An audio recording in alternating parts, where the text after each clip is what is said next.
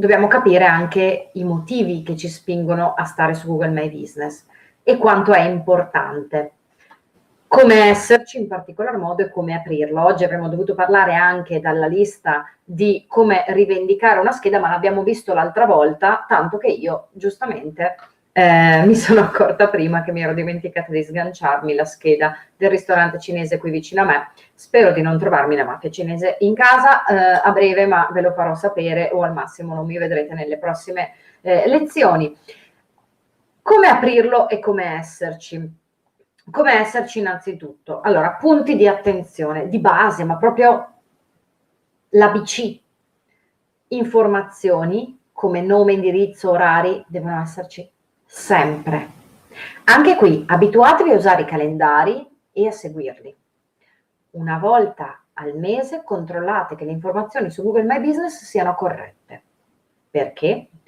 Perché può capitare che degli utenti che usano My Business siano invitati a dare informazioni sulla scheda. E cosa succede in quel caso? Che alle volte possono anche dare informazioni su orari e altro che dicono di essere errati.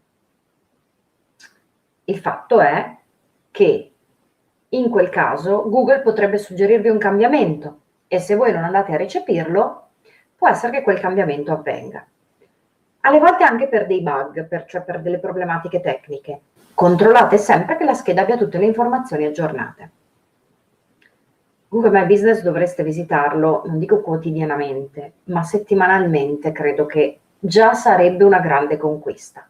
Una volta a settimana, mezz'ora a guardare Google My Business, no? Non come se fosse la Madonna che scende dal cielo, ma adesso vedremo per ottimizzare alcune cose. Anche perché vi renderete conto che più lo usate, più lui vi spinge ad usarlo. Più lo usate, più avrete risposte o attività da svolgere che vi potranno essere funzionali.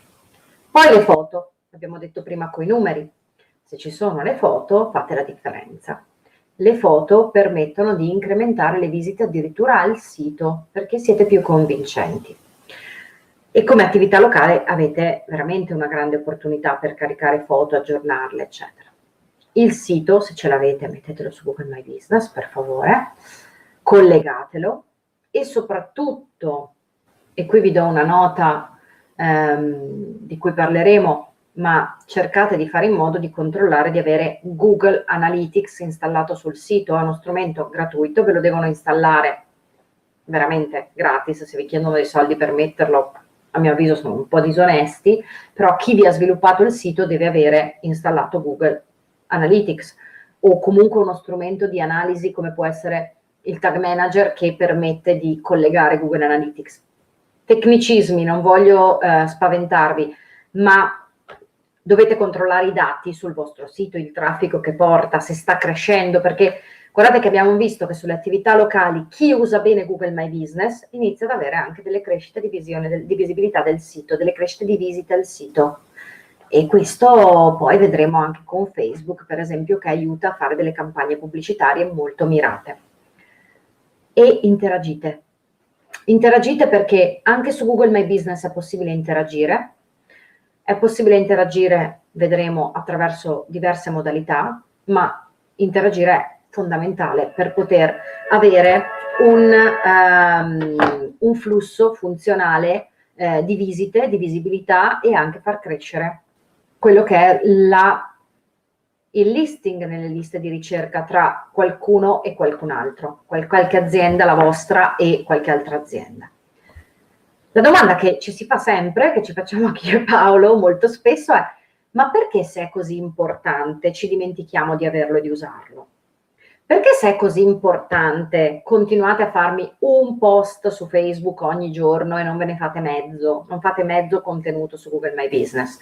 La campagna che vorremmo fare stasera è qualche contenuto in meno su Facebook, iniziamo a mettere qualche contenuto su Google My Business, ok? Quindi mi piacerebbe che tutti voi partecipanti aveste la vostra scadenza, ripeto, almeno settimanale per fare cose su Google My Business.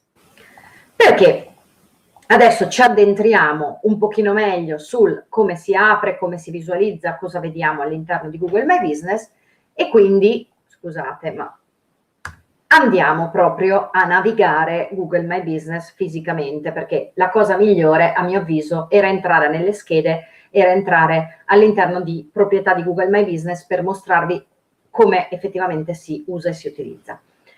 Allora, vi condivido un'altra pagina del mio schermo, ok? E iniziamo a fare una prima panoramica di quello che c'è. Vi faccio vedere un account che non esiste più, ma che mi è rimasto collegato, così almeno abbiamo modo di vederlo. Questo si chiama backend, cioè quello che c'è dietro a quello che vedono gli altri. È una dashboard, si chiama, cioè una piattaforma, una visione che ci mostra tutto quello che c'è dentro Google My Business. Siamo nell'home page. Cosa vediamo nell'home page? La possibilità di creare dei post, dei contenuti, la possibilità di aggiungere le foto e poi questa possibilità qui, che intanto lasciamo lì, di creare degli annunci. Quello è un pochino più